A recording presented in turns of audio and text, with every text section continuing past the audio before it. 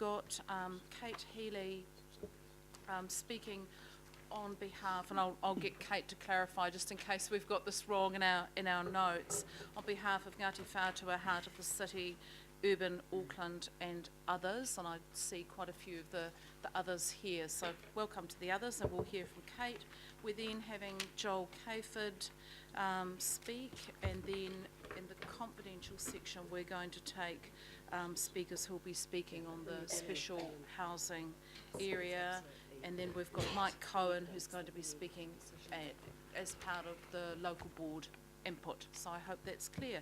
So I'd like to warmly welcome Kate Healy. And just for members of the public and clarification, there's 5 minutes allowed for the presentation. Thank you. Thank you, Madam Chair. Tēnā koutou. Thank you for allowing us this opportunity to speak this morning. This is a statement, and I'm going to read it because I need to be careful because I'm speaking on behalf of others. So this is a statement of the mutual position of Ngāti Whātua Ōrākei Whārawa Limited, Ngāti Whātua Ōrākei Whaimaia Limited, Heart of the City, Committee for Auckland, NZIA, Urban Auckland, Urban Design Forum, Devonport Heritage and Generation Zero. We're generally supportive of Auckland Council moving forward with the development of a business case for the Central Wharves strategy that recognises the value of both the cruise industry for Auckland and greater access to the waterfront for the wider community. However, we are concerned that the Central Wharves strategy and the recommendations to the Auckland Development Committee contained in your papers this morning present further reclamation of Bledisloe Wharf as a foregone conclusion. We're also concerned that this recommendation will be used to support a further recommendation that Council amend the activity status of reclamation in the City Centre Port Precinct, which is being discussed as a confidential agenda item this morning. We support the Council's initial position in the proposed Auckland Unitary Plan, which classifies reclamation as a non-complying activity. This activity status is appropriate as it ensures that the environmental effects and other impacts on the well-being of the wider community are fully considered at the time that a specific resource consent application is lodged. We understand that the Council will have reference to the NZIER Port Study 2 when considering its position on the draft provisions of the proposed Auckland Unitary Plan relating to the City Centre Port Precinct. The report commissioned by the Council's officers is too limited in scope to be the basis for such a significant decision. The Port Study 2 fails to address the broader, long-term impacts of port expansion on Auckland, in particular the likely economic, environmental and social effects on anyone other than the ports of Auckland, nor does it address the effect of further ports expansion on our collective aspirations for Auckland.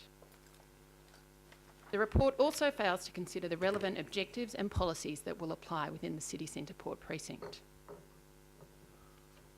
Ports of Auckland's operations are located in the Waitemata Harbour, a place that has significance for all Aucklanders. The harbour is a particularly sensitive environment, and the effects of any future expansions, including reclamations, and their consistency with the high-level objectives and policies of the proposed Auckland Unitary Plan should be fully investigated at the time that a specific resource consent application is lodged. The significance of the Waitemata warrants great care being taken before permitting further port expansion. We believe that the City Centre Port Precinct should be treated differently to other foreshore areas within Auckland due to its prominent position at the edge of Auckland CBD and the nature of the activities undertaken within the Port Precinct. We urge the members of the Development Committee to vote in favour of retaining the non-complying activity status for reclamation in the City Centre Port Precinct. This will ensure that all of the relevant factors, both positive and negative, are considered when Ports of Auckland seeks consent to undertake any further reclamation of the seabed. There is no need for Council to make further seabed reclamations any easier for Ports of Auckland than they are now. To do so opens the door for decisions to be made without a full assessment of the impacts and potentially irreversible damages that may result from further reclamations. Thank you. Okay, thank you. Would you like to just introduce the two people who are with you? They are known to us, but they might not be known to everyone. Certainly. Sitting next to me is Julie, who's representing Urban Auckland today, and Greg McEwen, representing Heart of the City. Lovely, thank you.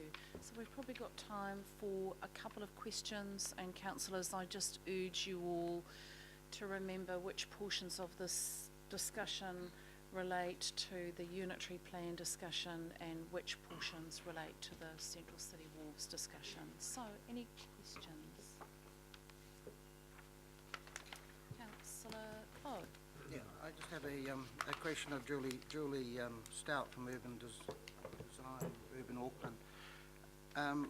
You were on the radio recently and talking about the importance of a national port strategy. Can you just expand your thoughts on why you think that's important?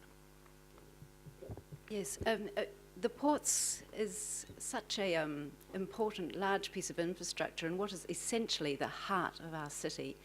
And we find it incomprehensible that this is going ahead without a study, that wider study of the economic and environmental effects that we were promised back in 2013. And part of that is also looking at the bigger picture of ports activities throughout the nation. The biggest issue is, we can see that it comes out in the NZEAO report, is that cars are the big factor here. And are we condemned to have our centre of our city given over as a car park? Or are there other places that this can be done? We don't feel anything can be progressed here until that bigger picture has been discussed and debated by everybody. Thank you. Thank you. Councillor Walker. Sure. You've obviously got a fairly comprehensive group, and quite clearly you're engaged in the process. With some more time, would you be able to provide us with some commentary around some of the critical issues that you think we need to address? Because I'd anticipate that might go to the brief to what we might consider at our next meeting. Certainly, and the three of us sitting at this table and other members that we're representing this morning have all made submissions on the unitary plan, and so that information is in our submissions, and we could pull that out and bring it back to this committee if that was appropriate. I'm thinking less around the unitary plan, but particularly around the central wharves and the wider wharf strategy. Yes, we could come up with some further information that would be helpful on the issues that need to be considered in conjunction with the central wharf strategy. Thank you. Thank you, Councillor. And Councillor Fletcher. Thank you, Madam Chair.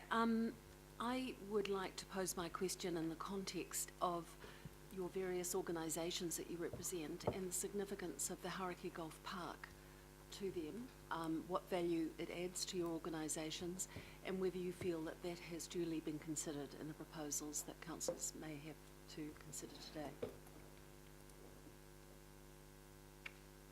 Well, the Hauraki Golf Park has a strong bearing and on the whole issue, and the plans for the golf are really important just in the Central Waitematā Harbour as part of that. So we think that, again, the port being a part of it and the effects not only on the centre of the port but of the whole harbour are very important in terms of large ships coming in. Councillors, we all know that we're on a time frame here that's being set also by the unitary plan, and what we're looking for is for us to take a cautionary approach towards the development of our harbour, and because of its effects in the city centre and on the broader park. And that cautionary approach is going to be best represented by council maintaining a non-complying status for reclamations, and even perhaps considering a non-complying status for other types of extension. That takes a trustee and stewardship approach and allows the independent hearing panel to make its deliberations accordingly. And so what we're sort of encouraging everyone to do here for this sort of dual position in our city and in the park is to take a cautionary approach, and it doesn't preclude development of our port at some later stage, but it just looks for that stewardship and that broader thinking and that higher level thinking that councillors are able to do, which clearly doesn't happen when you process resource consents. Thank you, Madam Chair. Thank you. Well, I'd like to move that you be thanked. It'd be good to put all the names Bit of in second. there. Is there a seconder? Councillor Fletcher? All those in favour, please say aye. Against? Carried. And thank you very much for your very thoughtful input. Thank you, It's Madam Chair. appreciated.